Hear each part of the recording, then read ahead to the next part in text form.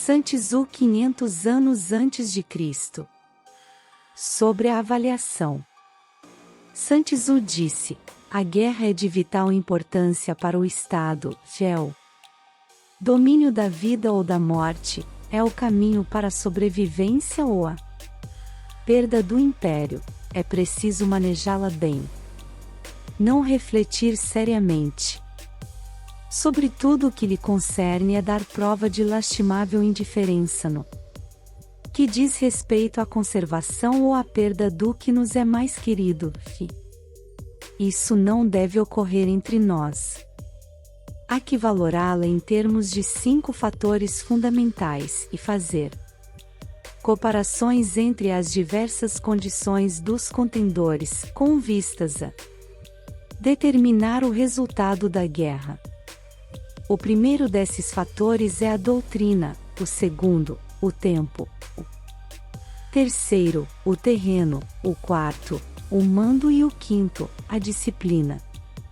A doutrina significa aquilo que faz com que o povo esteja em harmonia com o seu governante, de modo que o siga aonde for, sem temer por sua vida, nem de se expor a qualquer perigo. O tempo significa o yin e o yang, a noite e o dia, o frio e o calor. Dias ensolarados ou chuvosos e a mudança das estações. O terreno implica as distâncias, e faz referência onde é fácil ou difícil deslocar-se, se é em campo aberto, ou lugares estreitos, e isto influencia as possibilidades de sobrevivência. O mando há de ter como qualidades a sabedoria, a sinceridade, a benevolência, a coragem e a disciplina. Por último, a disciplina há de ser compreendida como a organização do exército, as graduações e classes entre os oficiais, a regulação das rotas de mantimentos e a provisão de material militar para o exército. Estes 5 fatores fundamentais hão de ser conhecidos por cada general. Aquele que os domina, vence, aquele que não os domina, sai derrotado. Portanto, ao traçar os planos, há de se comparar os seguintes 7 fatores, avaliando-se cada um com o maior cuidado. Qual dirigente é o mais sábio e capaz? Que comandante possui o maior talento? Que exército obtém vantagens da natureza e terreno? Em que exército se observam melhor os regulamentos e as instruções? Quais as tropas mais fortes? Que exército tem oficiais e tropas melhor treinadas? Que exército administra recompensas e castigos de forma mais justa? Mediante o estudo desses 7 fatores, serás capaz de adivinhar qual dos 2 grupos sairá vitorioso e qual será derrotado. O general que seguir o meu conselho vencerá. Esse general há de ser mantido na liderança. Aquele que ignorar os meus conselhos certamente será derrotado, e deve ser destituído. Além de prestar atenção aos meus conselhos e planos, o general deve criar uma situação que contribua para o seu cumprimento. Por situação quero dizer que deve levar em consideração a situação do campo, e atuar de acordo com o que lhe for vantajoso. A arte da guerra se baseia no engano. Portanto, quando és capaz de atacar, deves aparentar incapacidade e, quando as tropas se movem, aparentar inatividade. Se estás perto do inimigo, deves fazê-lo crer que estás longe de si. Longe, aparentar que se está perto. Colocar iscas para atrair o inimigo. Golpear o inimigo quando está desordenado. Preparar-se contra ele. quando está seguro em todas as partes. Evitá-lo durante um tempo, quando é mais forte. Se teu oponente tem um temperamento colérico, tenta irritá-lo. Se é arrogante, trata de adular o seu ego. Se as tropas inimigas se acham bem preparadas após uma reorganização, tenta desordená-las. Se estão unidas, semeia a dissensão entre suas fileiras. Ataca o inimigo quando não está preparado e aparece quando não te espera. Estas são as chaves da vitória pela estratégia. Agora, se as estimativas realizadas antes da batalha indicam vitória, é porque os cálculos cuidadosamente realizados mostram que tuas condições são mais favoráveis que as condições do inimigo. Se indicam derrota, é porque mostram que as condições favoráveis para a batalha são menores. Com uma avaliação cuidadosa, podes vencer sem ela, não podes. Menos oportunidades de vitória terá aquele que não realiza cálculos precisos. Graças a este método, pode-se examinar a situação, e o resultado aparece claramente. Sobre o princípio das ações. Uma vez começada a batalha, ainda que estejas ganhando, se continuares por muito tempo, desanimarás as tuas tropas e embotarás a tua espada. Se estás sitiando uma cidade, esgotarás tuas forças. Se mantiveres o teu exército durante muito tempo em campanha, teus mantimentos se esgotarão. As armas são instrumentos de má sorte, e empregá-las por muito tempo produzirá calamidades. Como se tem dito, os que a ferro matam, a ferro morrem. Quando as tuas tropas estão desanimadas, a tua espada embotada, esgotadas estão as tuas forças e os teus mantimentos são escassos, até os teus se aproveitarão da tua debilidade para se sublevarem. Assim, ainda que tenhas conselheiros sábios, ao final não poderás fazer que as coisas saiam bem. Por causa disso, tem-se ouvido falar de operações militares que são torpes e repentinas, porém nunca se viu nenhum especialista na arte da guerra que mantivesse a campanha por muito tempo. Nunca é benéfico para um país deixar que uma operação militar se prolongue por muito tempo.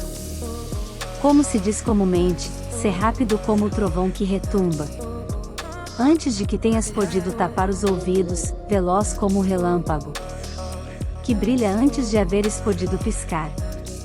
Portanto, os que não são totalmente conscientes da desvantagem de servir-se das armas não podem ser totalmente conscientes das vantagens de utilizá-las. Os que utilizam os meios militares com perícia não movimentam suas tropas 2 vezes, nem proporcionam alimentos em 3 ocasiões, com o mesmo objetivo. Isto quer dizer que não se deve mobilizar o povo mais de uma vez por campanha, e que imediatamente depois de alcançar a vitória não se deve regressar ao próprio país para fazer uma segunda mobilização. A princípio, isto significa proporcionar alimentos para as próprias tropas. Porém, depois que se tiram os alimentos ao inimigo, se ao invés de tomar os mantimentos e armas de teu próprio país, retirares do teu inimigo, estarás bem abastecido de armas e provisões. Quando um país empobrece por causa das operações militares, isso se deve ao transporte de provisões de um lugar distante. Se as transportas desde um lugar distante, o povo empobrecerá. Os que habitam próximo de onde está o exército podem vender suas colheitas a preços elevados, porém acaba-se deste modo o bem-estar da maioria da população. Quando se transportam as provisões para muito longe, ocorre ruína por causa do alto custo. Nos mercados próximos ao exército, os preços das mercadorias aumentam.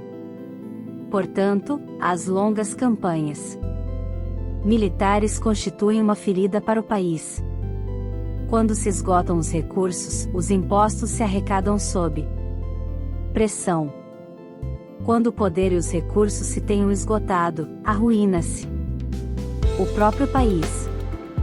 O povo é privado de grande parte de seus produtos, enquanto os gastos do governo para armamento se elevam. Os habitantes constituem a base de um país, os alimentos são a felicidade do povo. O príncipe deve respeitar este fato e ser austero em seus gastos. Em consequência, um general inteligente luta por desprover o inimigo de seus alimentos. Cada porção de alimento tomado ao inimigo equivale a 20 que te forneces a ti mesmo. Assim, pois, o que arrasa o inimigo é a imprudência e a motivação dos teus em fazer desaparecer as vantagens dos adversários.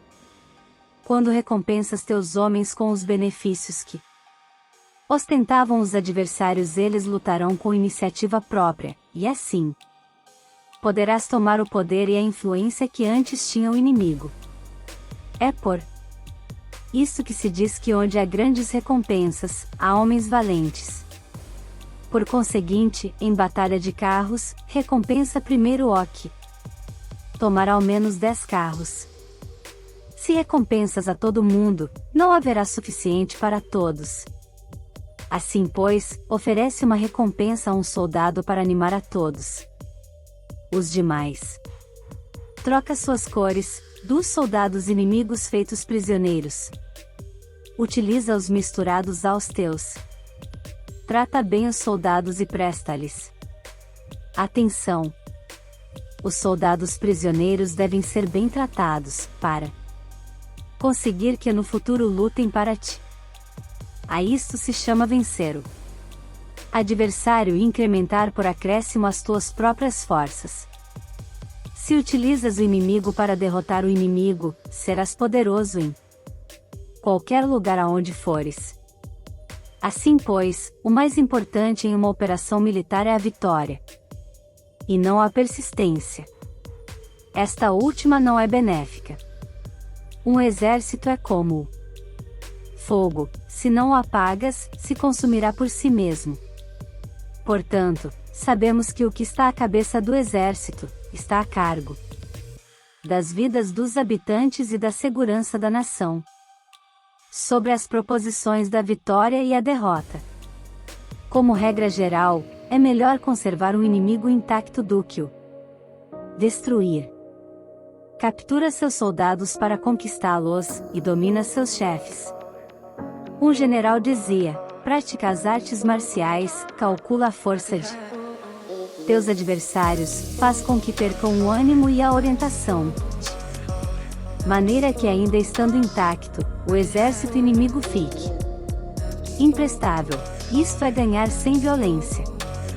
Se destruíres o exército inimigo e matares seus generais, assaltas suas defesas disparando, reúnes uma multidão e usurpas um território, tudo isto é ganhar pela força. Por isto, os que ganham todas as batalhas não são realmente profissionais, os que conseguem que se rendam impotentes os exércitos alheios sem lutar, são os melhores mestres do arte da guerra.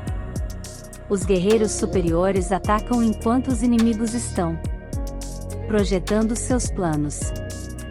Logo desfazem suas alianças. Por isso, um grande imperador dizia: o que luta pela vitória frente a espadas nuas não é um bom general. A pior tática é atacar uma cidade.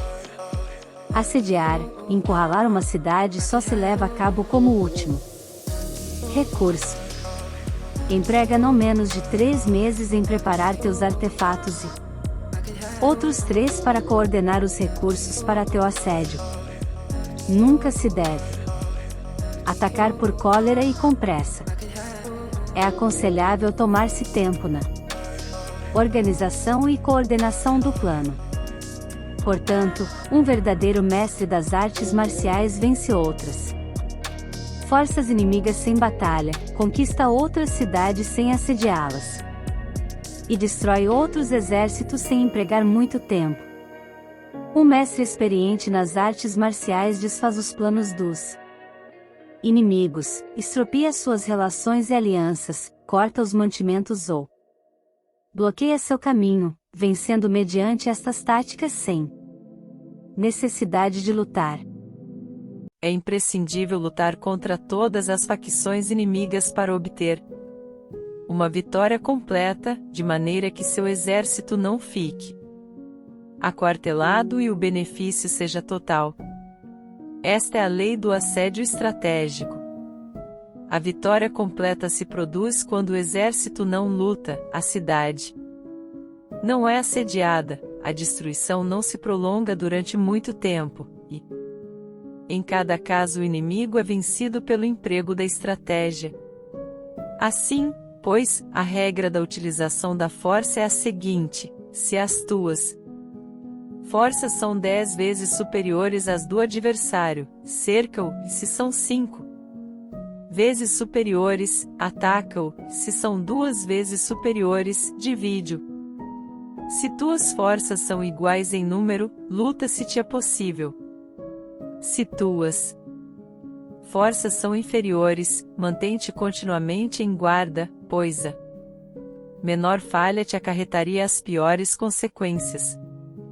Trata de manter-te ao abrigo e evita o quanto possível um enfrentamento aberto com ele. A prudência e a firmeza de um pequeno número de pessoas podem chegar a cansar e a dominar até grandes exércitos. Este conselho se aplica nos casos em que todos os fatores são equivalentes.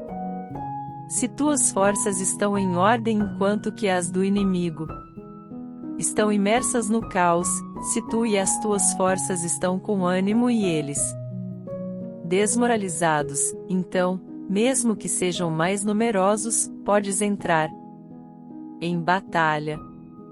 Se teus soldados, as tuas forças, a tua estratégia e o teu valor são menores que os de teu adversário, então deves retirar-te, buscar outra alternativa. Em consequência, se o bando menor é obstinado, cai prisioneiro do bando maior.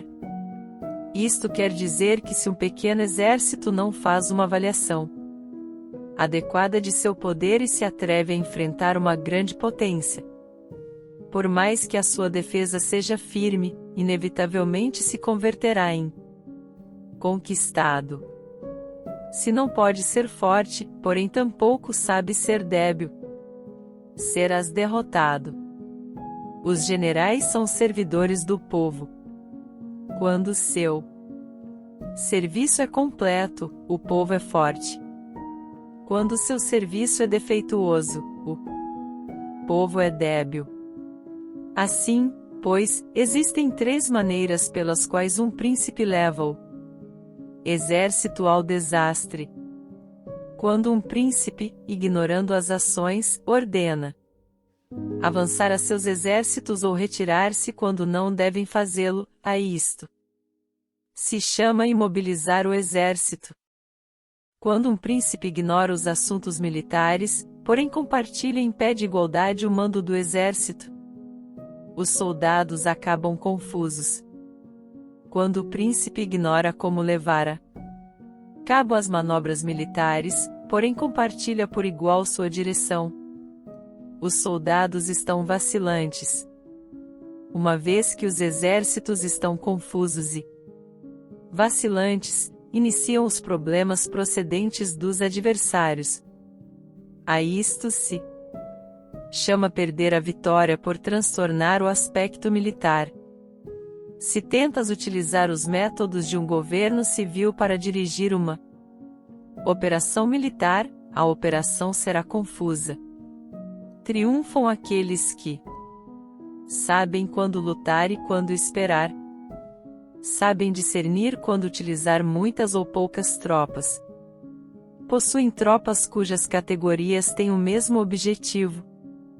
Enfrentam com preparativos os inimigos desprevenidos. Têm generais competentes e não limitados por seus governos civis. Estas 5 são as maneiras de conhecer o futuro vencedor. Falar que o príncipe seja o que dá as ordens em tudo é como general solicitar permissão ao príncipe para poder apagar um fogo. Quando for autorizado, já não restam senão cinzas. Se conheces os demais e te conheces a ti mesmo, nem em 100 batalhas correrás perigo, se não conheces os demais, porém te conheces a ti mesmo, perderás uma batalha e ganharás outra, se não conheces aos demais nem te conheces a ti mesmo, correrás perigo em cada batalha. Sobre a medida na disposição dos meios.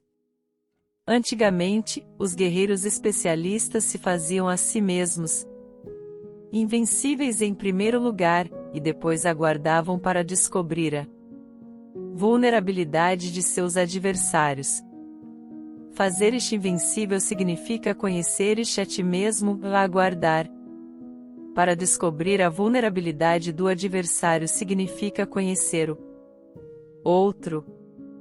A invencibilidade está em ti mesmo, a vulnerabilidade no adversário. Por isto, os guerreiros especialistas podem ser invencíveis, porém, não podem fazer que seus adversários sejam vulneráveis. Se os adversários não têm ordem de batalha sobre o que informar-se, nem negligências ou falhas das quais aproveitar-se, como os podes vencer ainda que estejam bem providos? Por isto é pelo que se disse que a vitória pode ser percebida, porém não fabricada. A invencibilidade é uma questão de defesa, a vulnerabilidade, uma questão de ataque. Enquanto não tenhas observado vulnerabilidades na ordem de batalha dos adversários, oculta a tua própria formação de ataque, e prepara-te para ser invencível, com a finalidade de preservar-te. Quando os adversários têm ordens de batalha vulneráveis, é o momento de sair e atacá-los.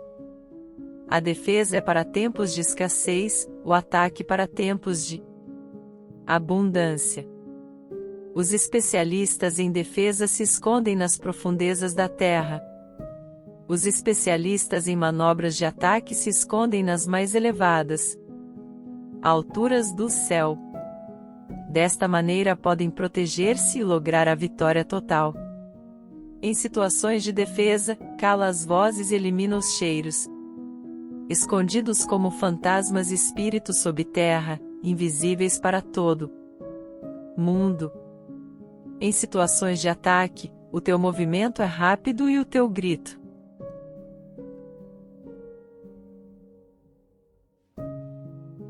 fulgurante, veloz como o trovão e o relâmpago, para que teus adversários não possam se preparar, mesmo que venham do céu. Prever a vitória quando qualquer um pode conhecer não constitui verdadeira destreza. Todos elogiam a vitória ganha em batalha, porém, essa vitória não é realmente tão boa. Todos elogiam a vitória na batalha, porém o verdadeiramente desejável é poder ver o mundo do sutil e dar-se conta do mundo do oculto, até ao ponto de ser capaz de alcançar a vitória onde não exista forma. Não se requer muita força para levantar um cabelo, não é necessário ter uma vista aguda para ver o sol e a lua, nem se necessita ter muito ouvido para escutar o retumbar do trovão. O que todos conhecem não se chama sabedoria, a vitória sobre os demais obtida por meio da batalha não se considera uma boa vitória. Antigamente, os que eram conhecidos como bons guerreiros venciam quando era fácil vencer. Se só és capaz de assegurar a vitória depois de enfrentar um adversário em um conflito armado, essa vitória é uma dura vitória. Se fores capaz de ver o sutil e de perceberes o oculto, e rompendo antes da ordem de batalha, a vitória assim obtida é uma vitória fácil.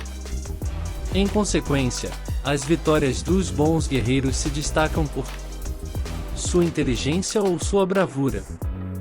Assim, pois, as vitórias que se ganham em batalha não são devidas à sorte. Essas vitórias não são casualidades, senão que são devidas a ter se situado previamente em posição de poder. Ganhar com seguridade, impondo-se sobre os que já tinham perdido de antemão. A grande sabedoria não é algo óbvio, o mérito grande não se anuncia. Quando és capaz de ver o sutil, é fácil ganhar, que tem isto que ver com a inteligência ou a bravura. Quando se resolvem os problemas antes que surjam, quem chama isto inteligência? Quando a vitória sem batalha, quem fala de bravura? Assim pois, os bons guerreiros tomam posição em um terreno no qual não podem perder, e não passam por alto as condições que fazem seu adversário inclinar-se à derrota. Em consequência, um exército vitorioso ganha primeiro e inicia a batalha depois, um exército derrotado luta primeiro e tenta obter a vitória depois. Esta é a diferença entre os que têm estratégia e os que não têm planos. Os que utilizam boas armas cultivam o caminho e observam as leis.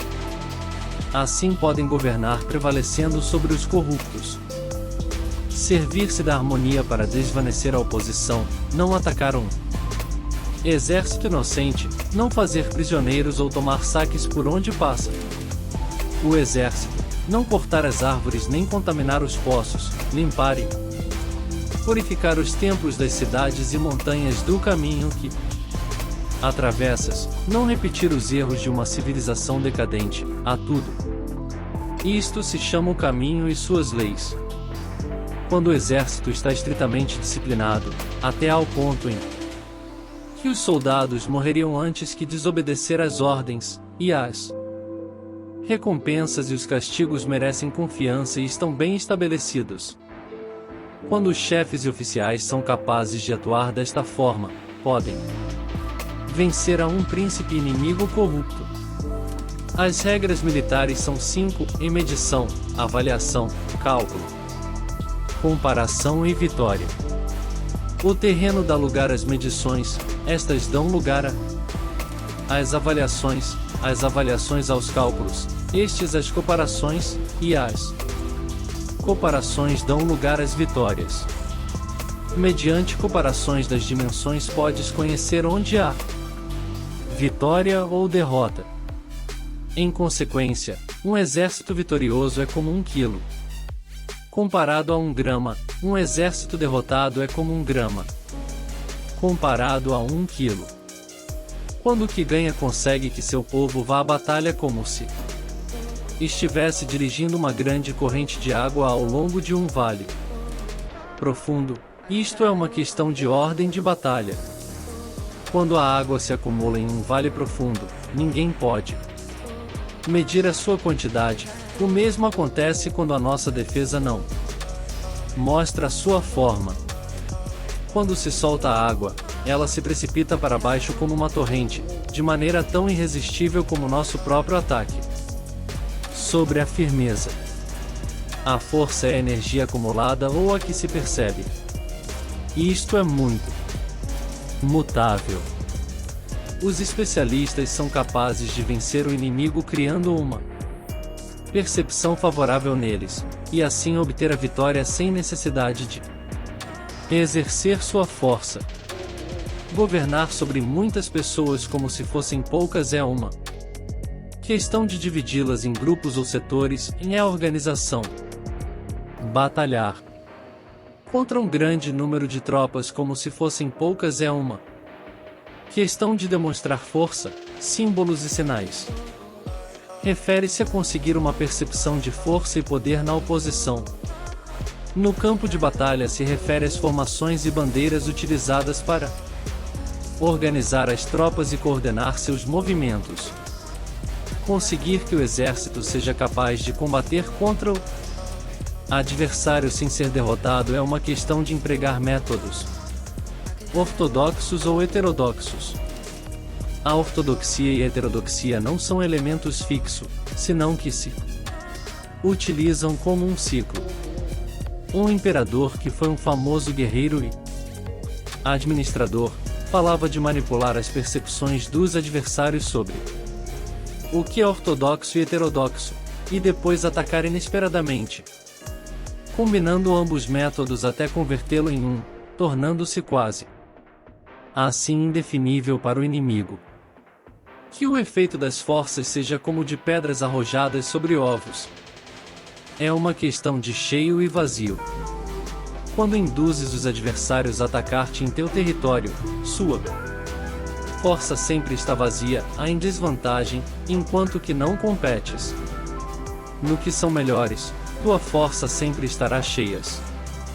A atacar com o vazio contra o cheio é como atirar pedras sobre ovos, de certeza se quebram. Quando se inicia uma batalha de maneira direta, a vitória se ganha por surpresa. O ataque direto é ortodoxo. O ataque indireto é heterodoxo. Só há duas classes de ataques na batalha, o extraordinário por surpresa e o direto ordinário, porém suas variantes são inumeráveis.